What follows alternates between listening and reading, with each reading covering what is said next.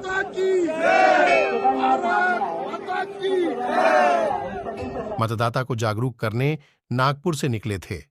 समाज सेवक और उनके दोस्त 10,000 किलोमीटर की भारत यात्रा कर वापस आए और 12 ज्योतिर्लिंग यात्रा से मतदाता को जागरूक किया। यात्रा से नागपुर के गणेश गाड़ेकर द्वारा आयोजित 12 ज्योतिर्लिंग यात्रा 28 अप्रैल से यात्रा शुरू की थी, जिसमें 0 से 10,000 किलोमीटर की दूरी तय की गई। इस यात्रा का मुख्य उद्देश्य था पहले राष्ट्रीय काम, फिर अपना काम।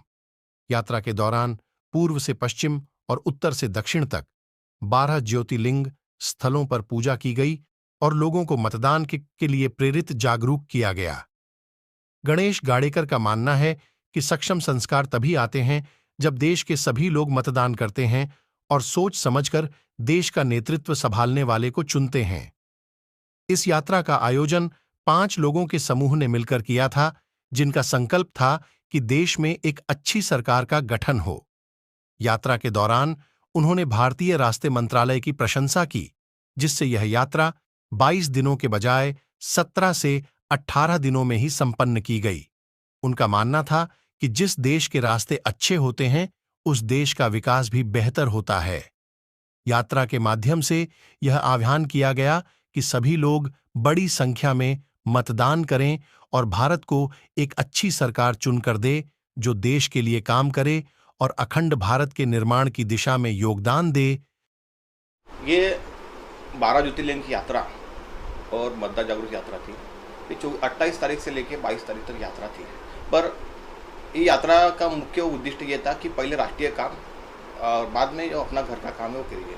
कि भारत देश में अभी मतदार का त्यौहार चालू है और भारत देश में सभी जन मतदान के लिए प्रोत्साहित होने के लिए हमने ये जो यात्रा का स्टार्ट किया था।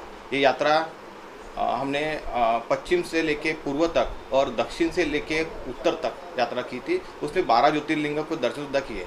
हमने भारत देश के जो भी ज्योतिर्लिंग है उसके उनकी पूजा की, अर्चना की और उनको बताया कि इस देश को एक सक्षम सरकार लाने के लिए और हमने पूजा अर्चना की।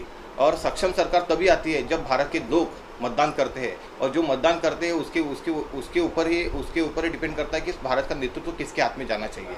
और एक अच्छी सरकार तभी बनती है जब लोग बड़े उत्साह से मतदान का त्यौहार में शामिल होंगे। तो हमने आह्वान किया सभी ज्योतिर्लिंग के माध्यम से कि सभी जन बड़े संख्या में लेकर मतदान करेंगे और आने वाले समय में एक भारत देश को एक अच्छी सरकार लाने के लिए प्रोत्साहित करेंगे। और जो भी सरकार आएंगी वो देश के लिए काम करेंगी, देश की एकात्मता के लिए काम करेंगी, अखंड भारत बनाने के लिए काम करेंगी।